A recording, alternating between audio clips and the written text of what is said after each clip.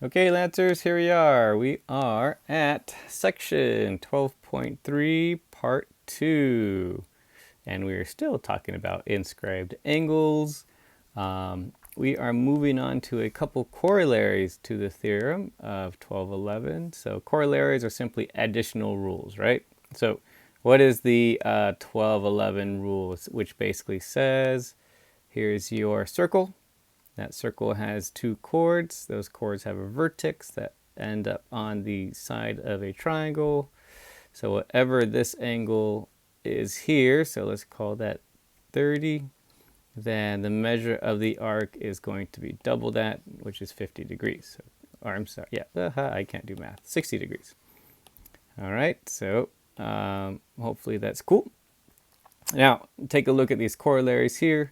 And they just springboard off of those. They're exact same rules. No rules are different. They're just kind of like aha rules, right? So corollary number 1 basically says, hey, look, you see those two angles? They intercept the same arc, right? So I'm just going to highlight them for you. And there's angle B and that two chords. Oopsies. Yeah, let's do that again. All right. So they intersect this arc here. And so therefore they are going to be equal, right? Because they intersect the same arc. Intersect. All right. The next rule says, hey, look at this. And I talked about this in the previous example, in the previous video.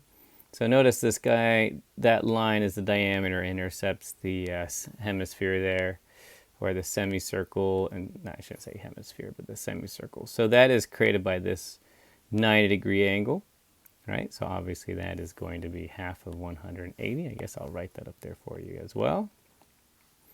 Yeah, so check it out. I could even draw a little angle like this. Doop, and doop. Right? And that's going to be a right angle also because it's intercepting the semicircle. And the last one, which is pretty interesting here, and that is opposite angles of a quadrilateral inscribed in a circle are supplementary. So here we go, right? This guy plus this guy, they're going to be supplementary. They're going to be equal to 180. Okay, and then opposite as well. So we'll use those. We'll do a couple examples and we'll be done. So this one says, what is the measure of each numbered angle? Don't get sidetracked by all the lines drawn in there. We want to find the measure of angle 1. Plain and simple. So do not get distracted by that 40 and 70. Angle 1 is right here. Angle 1 is created by these chords. Right? And again, it's created by the chords, and we want to focus on the part of the circle or arc that is intercepted. So it's this guy that is a semicircle. That semicircle is 180. Therefore, number 1, right, is a right angle. So the measure of angle 1 is equal to 90. All right. Let's move on to the next one. How about a measure of angle 2? Well, again, don't get fooled by that 70. Look what makes up the measure of angle 2, right? That chord, and I know I'm a little off, sorry about that, and that chord. But also take note of what else intercepts this arc here. It's this angle, right? Notice how they measure, they're the same, they intercept the same arc, therefore they are going to have the exact same value. Right, so the measure of angle 2 is going to equal 38. I guess if you didn't believe me, you could do the math for that. So this is 38 right here. The measure of this arc is 76 degrees. And going backwards, well, what's half of 76? 38. Okie doke. Well, let's do one more here, and then we'll do another rule, and we'll be good to go. So it says in the diagram to the right, what is the measure of each numbered angle? So we can, you could approach this a couple different ways. Let's start with number 1. How about that? Number 1 intercepts this arc here. Okay, I shouldn't say that arc. Here's the actual diameter. It intercepts this arc. And that is the semicircle. So the measure of 1 will be 90 degrees. And look, 3 does the same exact thing. So the measure of 1 is also equal to the measure of angle 3, and that is equal to 90. And that is because they intercept the semicircle. So I'll just throw that out there. Okay, so let's take a look at angle 4 and 2. Now notice angle 4 intercepts this guy. Oh, there's the chord, and there's a chord, so it intercepts this thing here, just like that. So what do we got? We got 60 plus 80. All right, let's, I guess I'll do my work right here. 60 plus 80, and we're going to divide that by 2, right? So what is 60 plus 80? That is 140. We're going to divide that by 2. And so this is equal to 70. So we're just concerned here with 70. So the measure of angle 4 is equal to 70. And remember, what did we say about opposite angles? They are supplementary. So the measure of angle 2 will equal 180 minus 70, which equals 110. So there you go. We have all the answers. All the answers. All right, moving on. So this is just a little diagram here, which I'll explain actually in the theorem. And if you take a look at this theorem here, it says the measure of an angle is formed by a tangent. So bringing back the tangent.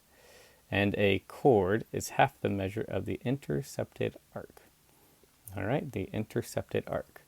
So we're still talking about an intercepted arc. So if I take a look at, let's take a look at, oh, this guy right here. And there's my tangent. Okay. And there's the chord. And I didn't do a great job there. Let me scoot that over for you. Ooh, now it's really good. And green, I know it's highlighted in red, but green will be the intercepted arc. So let's take a look. Well, what if we said the green was, oh, I don't know, let's call that 140, right? Can we deal with that? Cool. Well, if the green was 140, then that's going to make this angle here, because it's talking about the angle formed by a tangent and a chord, is going to be half that. So the measure of angle C is going to be 70. All right. Let me give you a better example. How about I just draw my own wonderful circle here? And this should make sense. And there's the center, right? And now let's draw a chord that goes right through the middle and a tangent that goes like this. So hopefully you can, I'll do a better job. Hopefully you can just humor my drawing here. I'm not an artist. But this is a right angle, right? And I'm just going to call that A. Point A, angle A. And angle A, the measure of angle A is equal to 90 degrees. Well, what did it intercept? It intercepted the semicircle. And the semicircle is 180 degrees. All right. So this guy right here, this angle, is going to be half of the measure of the intercepted arc. So hopefully that makes sense. Okay, so let's take a look at our last problem here, and it says in the diagram,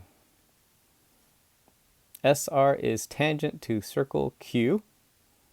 All right, so let's just kind of highlight right now. SR is tangent to circle Q, okay? Or at Q, I'm sorry, that's point Q. If PQM is 212, what does that look like? PQM. And notice there is an arc symbol there. So let's just follow this guy all the way around. All right, I'm going to go back. So that guy is 212. What is PQR? Now that is the angle. If you take a look. And so let's just kind of do that in red. So the angle PQR. All right, so hopefully that all kind of makes sense. And I'm just going to call X. X is what we're solving for.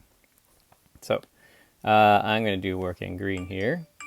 And sorry about those notifications. So what we need is actually this dude right there. That angle, that measure. So the measure of that arc. And let's call that measure of the arc PQ.